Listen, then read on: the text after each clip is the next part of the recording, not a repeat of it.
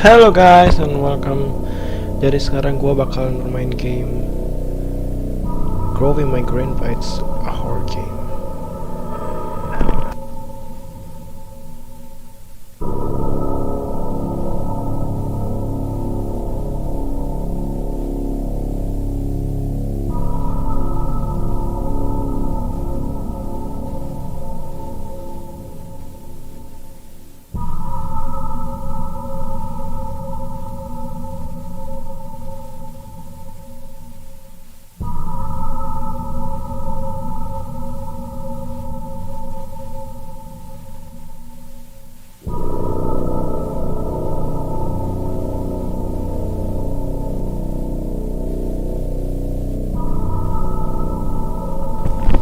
Tes cek 1 2 3 cek 1 2 3.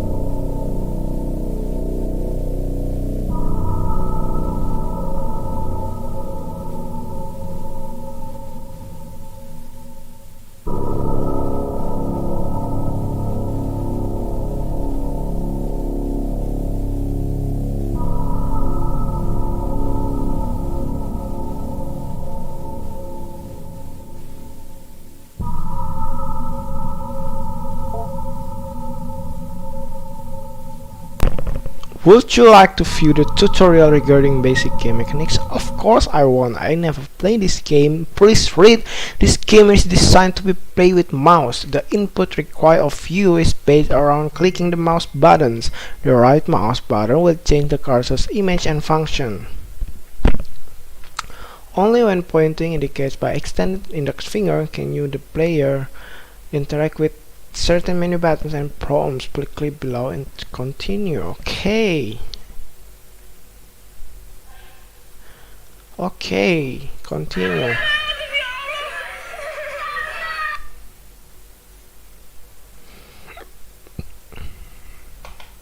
The second cursor mode is indicated by the cursor's image filtering.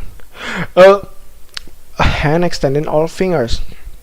This mode concerns interacting with objects inside the world, mainly picking up an object and moving it into another position. To continue, please pick up the piece of trash on the right and place it in the trash can on the left. Remember, the right mouse button will change the cursor's mode when holding. Okay, like this. Okay. Next.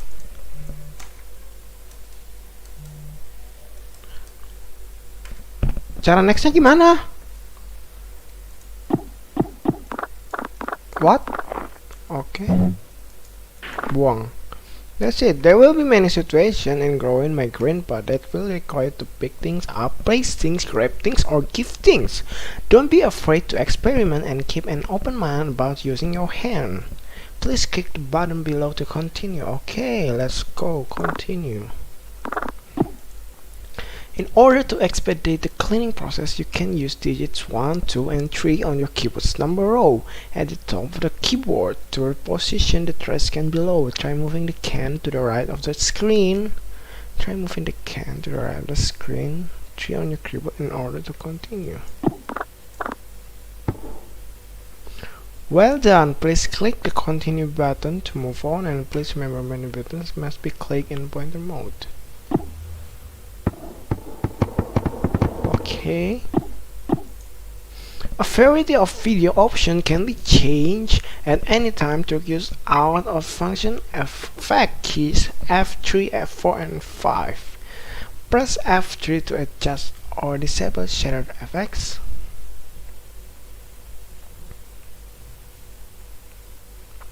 Okay. Please F4 to swipe through display resolution option. Okay. Press F5 to change your cursor theme types. There are 3 colors. Schemes, okay. Okay, by defaulting, go in my Granpa. Okay, let's continue the scheme for now. Hovering over the small question mark in the top right provides an overlay to available configuration option. Try hovering it, this is be variety. Continue. Begin. Let's begin the game. Kau dan aku bersama mentari. I excused Adrian during the music class today and spoke with her about her recent string of tournaments. It was our first time meeting outside of our quarterly evaluation and I believe it went well. I can certainly understand Mrs. Richardson's classroom observation concerning Adrian's emotional state. Then what? She was, of course, intensely shy when we first met. As I understand it, she is similarly withdrawn in her classroom activities and only speaks or acts when she absolutely must, something she simply will not do. Instead of participating in mandatory group activities, she will sit alone and accept that she will receive a demerit. Before the meeting, I read Mrs. Richardson's parent-teacher report, which allowed me to estimate some about Adrian's home life. The parents are well educated and come from a prestigious background, but they lack time to properly nurture. She is often alone, and when she is not, the parents seem not to understand the importance of warmth and affirmation when dealing with someone so young. Having two parents of this reserved and icy temperament exact an inhibition in a child. The child's imagination is subdued and only ostensibly, for it eventually finds its way into regular life. I surmised that I would be able to reach out to Adrian by way of make-believe.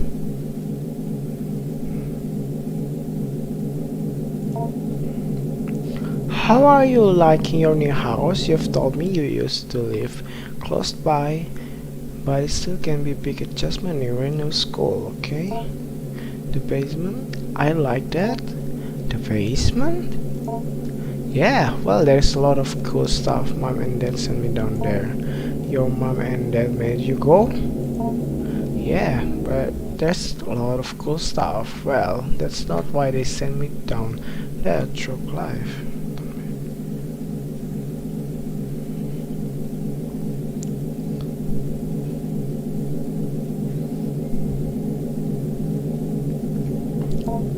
Why did they send you down there?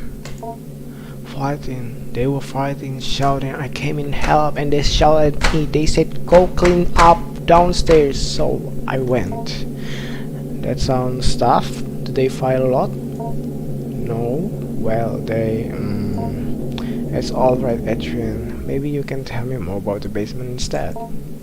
Okay, well, it was weird at first, the stuff down there, but cool, I found something living sort of. That's very interesting, Adrian, please tell me more. By indulging her in her fantasies and stories, I was able to glean more of an understanding of Adrian's anxiety surrounding her home and parents. The symbols of Adrian's story seem to carry their own traumatic weight, and her exploration of the basement may very well be a vehicle for the conveyance of her anxiety. Whatever might come of our next meeting, whether she will engage in similar make-believe, I will set down her story here. Adrian's story begins with her delving into the basement with a trash receptacle and the goal of cleaning up. She discovered one of the walls was covered in plastic bags. She went to investigate, intent on tearing away whatever they covered. Oke, so jadi di sini ada trash bags ya. Kita mau apain trash bags? Kita ambil aja dulu kali ya. Kita buang-buangin dulu. Oke. Upon removing the plastic trash bags from the wall, she noticed their interior's lining was covered in glass. Like a window I often know, she said, I like a mirror, reflecting inward towards the animal they covered. I gently asked her what exactly this animal was. Here is where the materiality of the story took a turn for the explicitly fantastic and imaginary. What is that, guys? Upon her discovery of it at her gaze, it grew or extended its shaky head, soft hair like the fur of a dog. I often know, she said. Not the fur of a dog, not or the hair on her head. It grew out towards her, the animal's hair reaching out. It was hard, standing almost straight, like the hair on a brush, a bristle I offer. Yes, she said. She was afraid at first, but then very curious. I asked her what else was in the room. More things hidden away, she said, things of Granpa as well. First she found a hidden passage under the stairs, inside were strange dolls, magic objects, naked and faceless figures. I heard these cryptic utterances and merely nodded. In order to keep the game of make-believe going, I only pressed for details where I thought necessary. The faceless doll could be simple metaphor for the anonymity she feels in her own home. The hidden passage, I am unsure of what to make of that. The revealing of the concealed seemed to be the thematic in her fantasy. The door under the stairs is but one example. What is that? I think there is something there.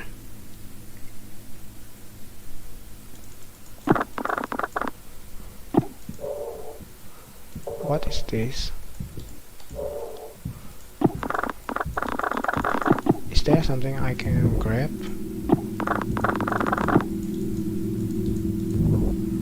Oke, di sini ada trash pile. Kita coba lihat dulu. Is there anything I can?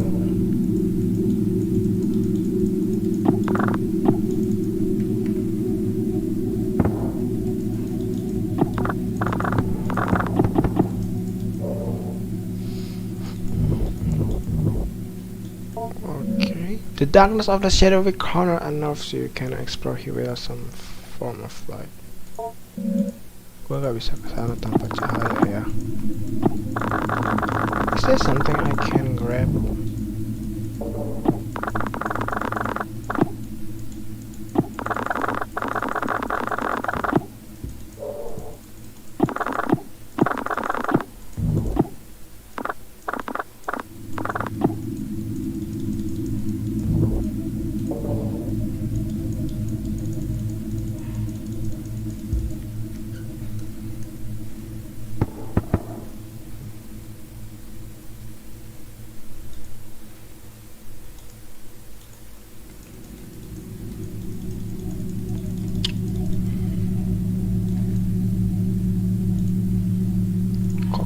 Kok nggak ada asi apa-apa? Bingung. What should I do?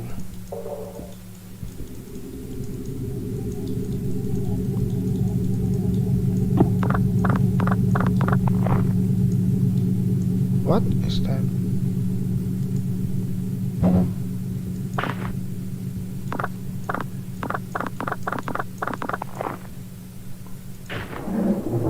Once she removed the panel and found a magical hidden passage, she was very specific about what she took. She found a magic bowl and a magic doll, a photo of her late grandpa, and magic glue.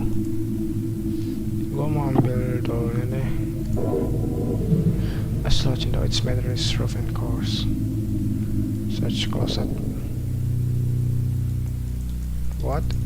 Ini closet apaan cuk?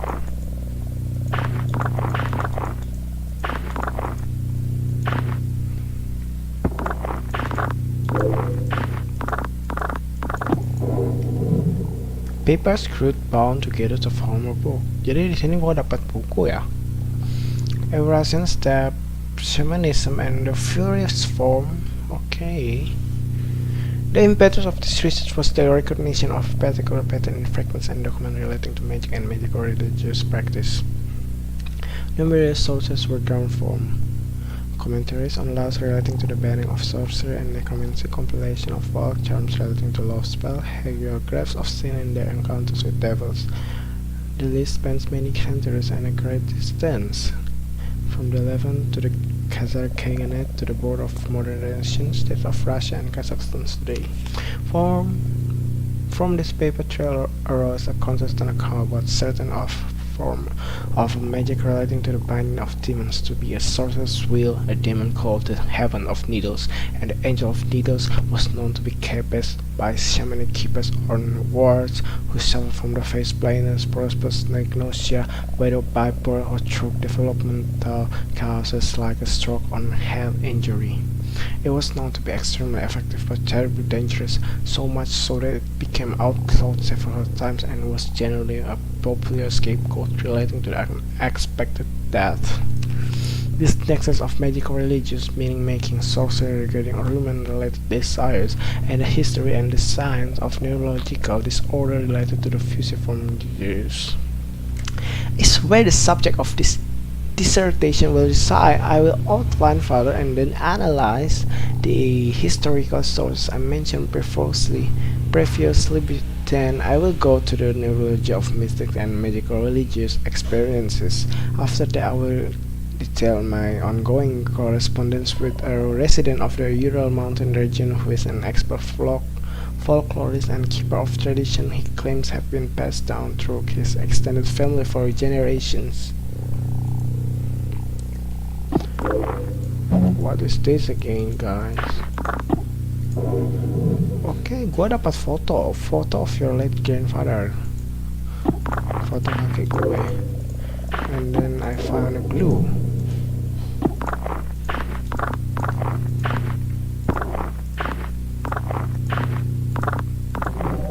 All clean.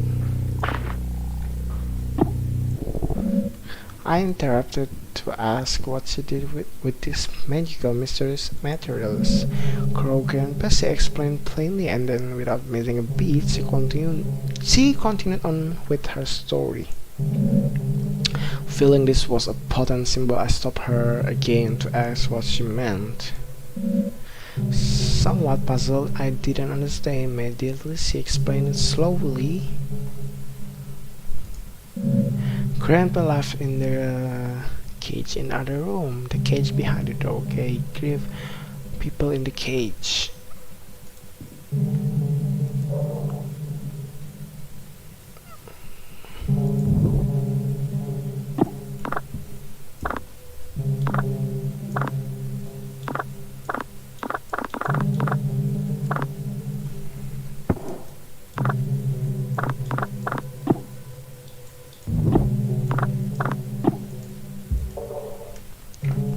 Guys, pintunya udah kebuka nih, kita langsung masuk aja.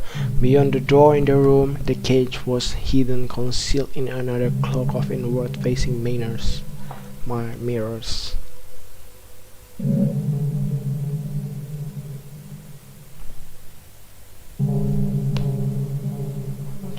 this?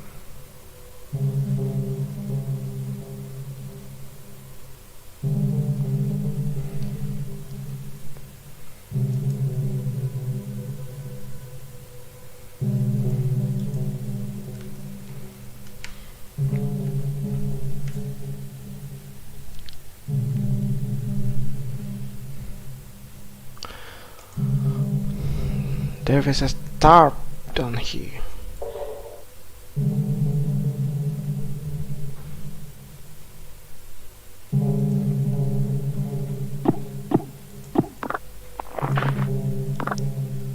What is that?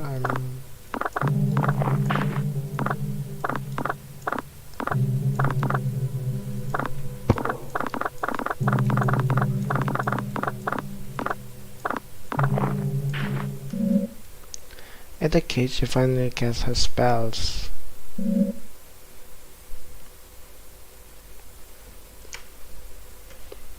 But it was confusing, she confessed at first.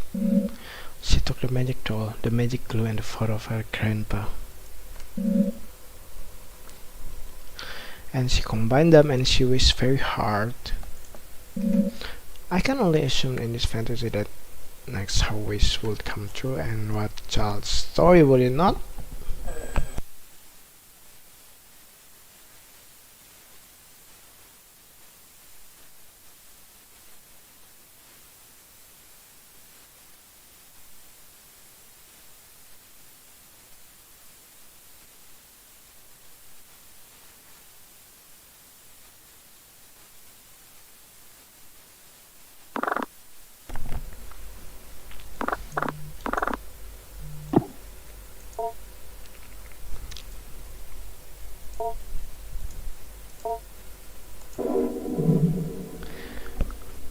A tangible symbol of intention and desire. Okay.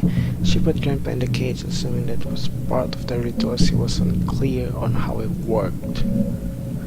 What besides instructions she could glean from her grandfather's magic book was complicated by her reading comprehension.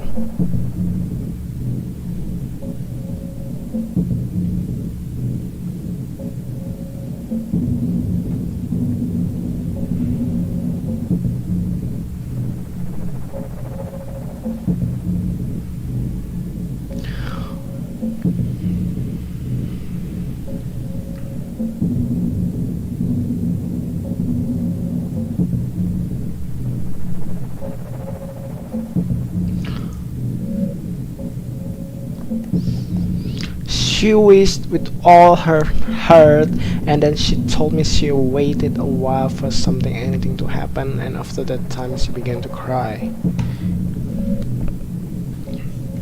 I cried really hard. She said, I want a grandpa to be back, and I want my parents to stop being so mean. And it hurt me. It hurt me wish for grandpa to come back, for my parents to be different. I could feel it through the walls, and it felt me through the air. I asked her what exactly she meant. She could only repeat what she said. By this time lunch was almost over. I said goodbye to Adrian, and she left to rejoin her class. I was left to consider our conversation. I believe the storytelling strategy I have employed was not unfruitful, but I must probe deeper if I can. Although I can be sure of nothing I interpret, the impression I get may begin to help me get an idea of the right question to ask. Now that you acquired this week has given you access to certain topics or keywords you can discuss with Granpa. You have gained the conversation topic wish. Consider discussing this when Granpa emerges. You have also gained the following keyword. You have gained the conversation topic shall consider discussing with Granpa, okay? Week 2. I come to the week 2 now, guys.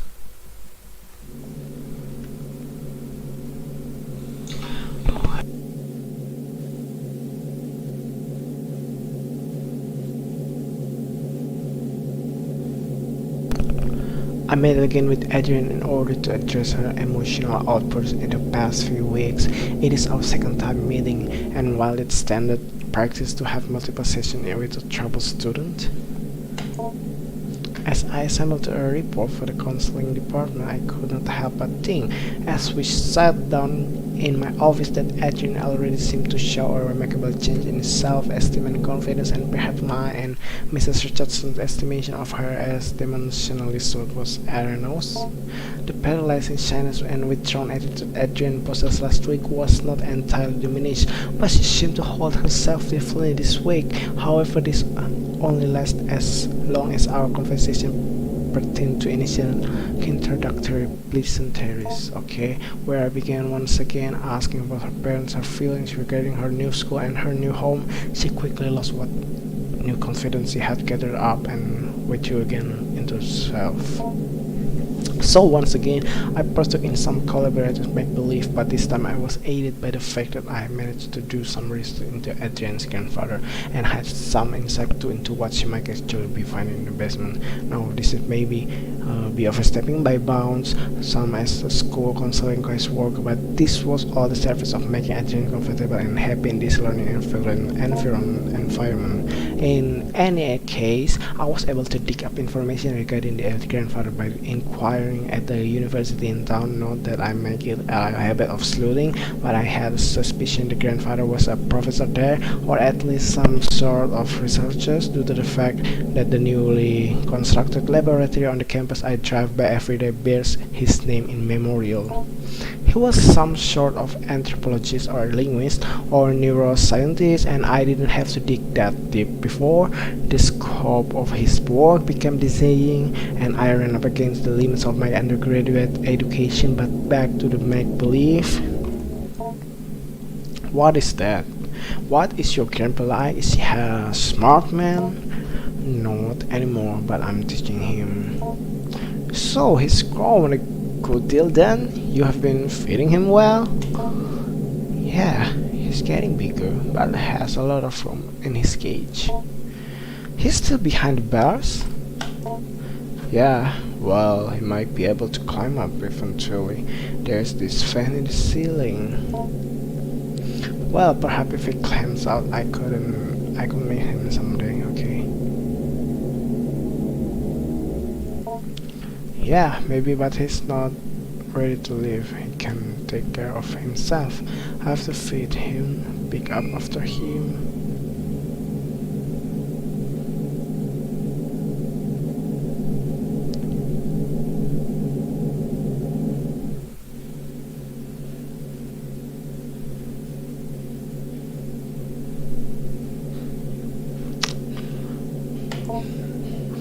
Ah, you store the food in your lunchbox.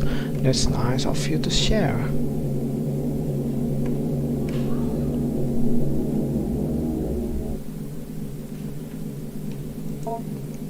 He can almost talk. You can speak with him? He doesn't have a mouth, sort of. But how do you feed him? He has a mouth on the inside, on his shell, or the stuff that is in his skin. I'm a little confused. Maybe you can go through a typical day with your grandpa? Okay. I asked her to explain how exactly she goes about growing her grandpa, and Adrian began another tale. According to Adrian, in the week that had passed, much had changed in the basement. Oh my gosh, much has changed in the basement. What is this? Let's examine it. Everything that was here before was gone.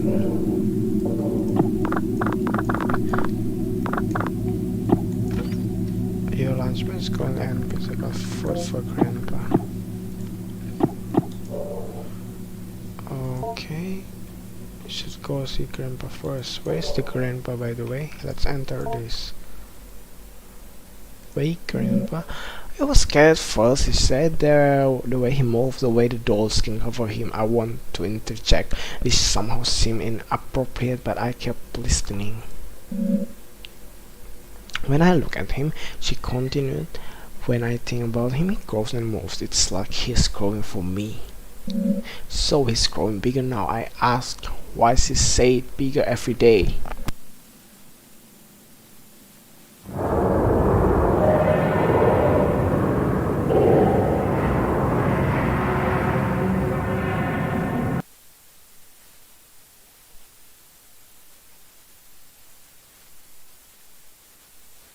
Astagfirullah, pakai acara ke close anjir, tolol banget sih.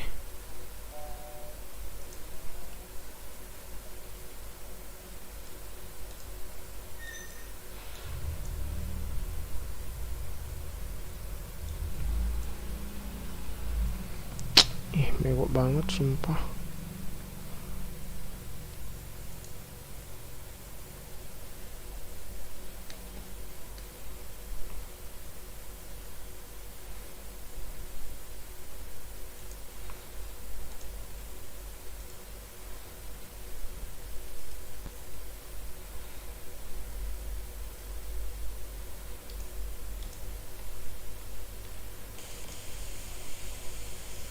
Bego, bego.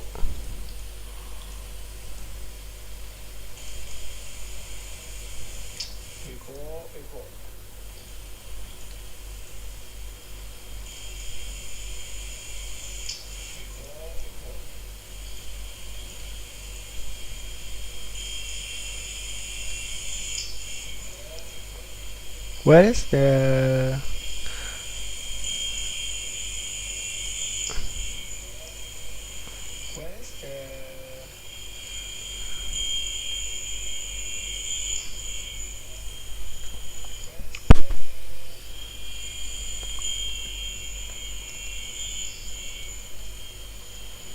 Tadi ke save gak ya game gua? Astagfirullah.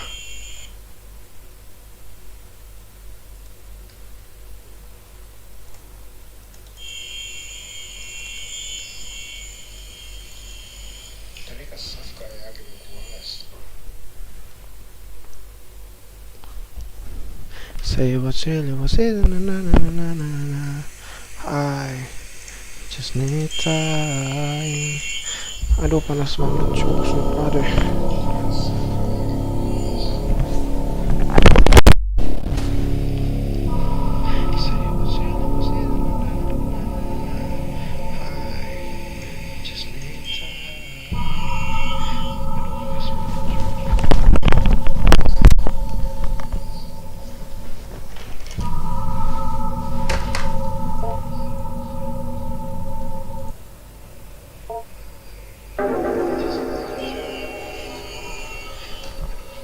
What is this?